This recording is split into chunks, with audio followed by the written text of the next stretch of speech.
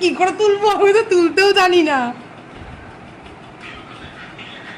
টান মারছে তো হড়কে যাচ্ছে আর কি, স্লিপ খাচ্ছে। কি করে তুলবো, হড়কে যাচ্ছে তো। রক্ত বেরিয়ে যাবে। না না না, দাঁত নরম হয়ে গেছে, দেখো দাঁত উঠে এসছে, ওই দেখ দেখি। আরে এভাবেই তোলে, কিন্তু ওরম করিস না মামা, ওরম করলে কিন্তু দাঁতের মধ্যে যে গুঁড়োটা থেকে যাবে মাড়ির মধ্যে, বেশ সুন্দর দাঁত উঠবে না আর। এই যে ভাত খেতে বসে, এখন যদি ভাত পেটের মধ্যে দাঁত চলে যায়, ওর মাও সেই ভয়ে দাঁত চলে দিচ্ছে। আচ্ছা আচ্ছা, হয়ে যাবে হয়ে যাবে। শুধু ভাত না, ভাতটা দেবো ওই পিরিয়ডটা নিয়ে যাবে।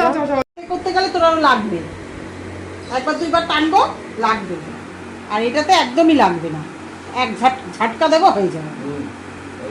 বুঝতে পেরেছো? আর হাতে করতে, যদি হাতে গিয়ে ট্রাই করতে যাই না, অনেক সময় উঠলো না, বুঝেছো? তখন গুঁড়ো যদি থেকে যায় একটা কোনা, না না কোনা থাকে না, এগুলো দুধের দাঁত, এগুলো তার নিচ দিয়ে ওঠে না, এগুলো উপর দিয়ে ভুল। আমি তো ভাবছি ছোট ছোট দাঁতগুলো যদি কেমন উঠবে কে জানে।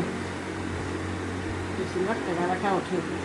হ্যাঁ, বেশিরভাগ টেরা বেঁকা ওঠে। এই নিচের দাঁতগুলো দেখো না, টেরা বেঁকাই তো উঠেছে। দাঁড়া, শোনো লাগবে না, দেখবি কোনো লাগবে না, তুই দেখিস। আমি যেভাবে তোরে করে দিচ্ছি না, এই জন্য তো এইভাবে করলাম, তাহলে তো আমি হাতে ট্রাই করতে পারতাম।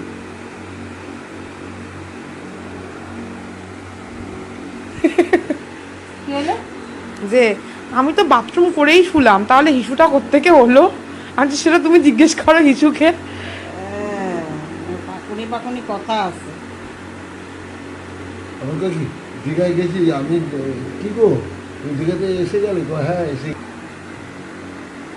1 2 কিছু হবে না।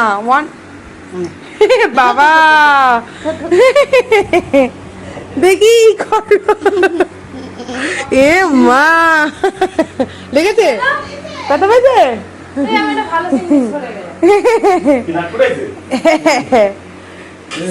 চলো।